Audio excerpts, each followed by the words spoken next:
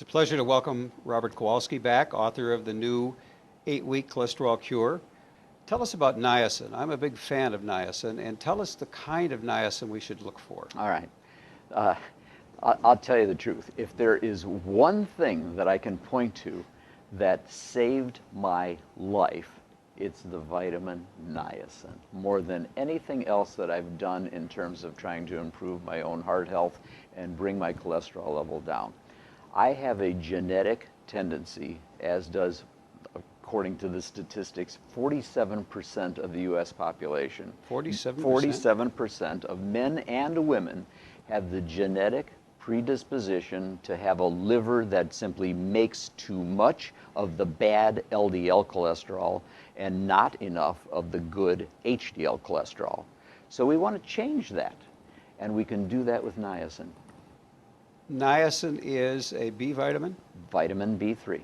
And when you take niacin, is there a particular type of niacin you should take? There are sustained release niacins that are available. Sustained release meaning just a little niacin trickles into the bloodstream at a time. This does two things. Number one, we can get by with less niacin than what we would need with the immediate release, because it is working in the bloodstream on a regular basis and working in the liver on a regular basis, rather than the immediate release that goes up and down. And that's what causes that flush, where you get that what they call cutaneous reaction, the flushing in the face and the shoulders across the back. The sustained release is available. Actually, there is one formulation that's available as prescription only. So it shows that it's definitely worked its way into the medical community. Prescriptions are being written for it today. But there is a product that's available over the counter, by mail order, in some pharmacies.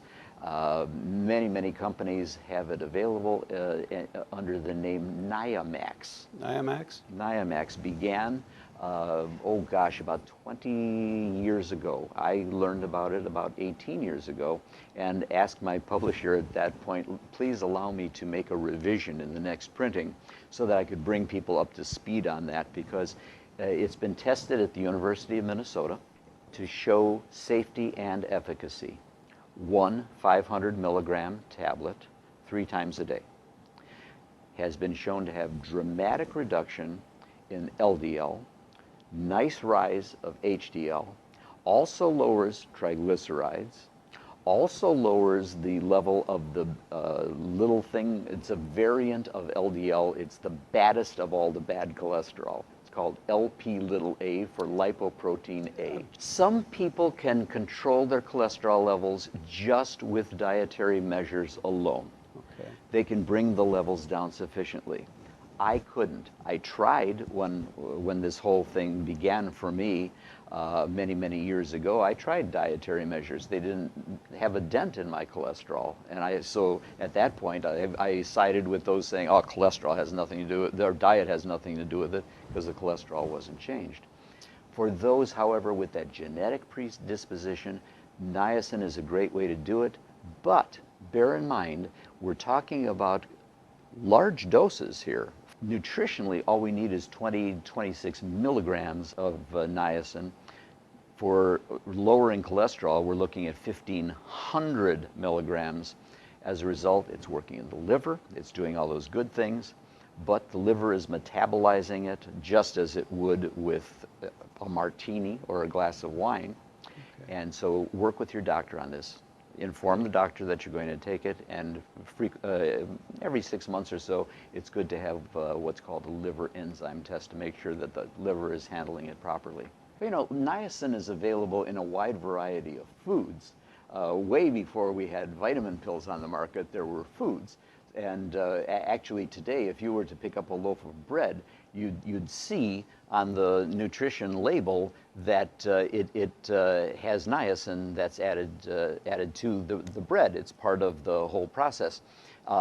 Fruits and vegetables, the many fish and meats and so forth are going to provide niacin. But those are in small quantities. Similarly, in a normal vitamin pill, a one a day kind of a thing that you might take, you'll see just a small amount of niacin. That's not enough. In order to get a sufficient amount of niacin, you really need to take a supplement if you're going to do it in what you might say a pharmacologic way that will give you a really active lowering of cholesterol.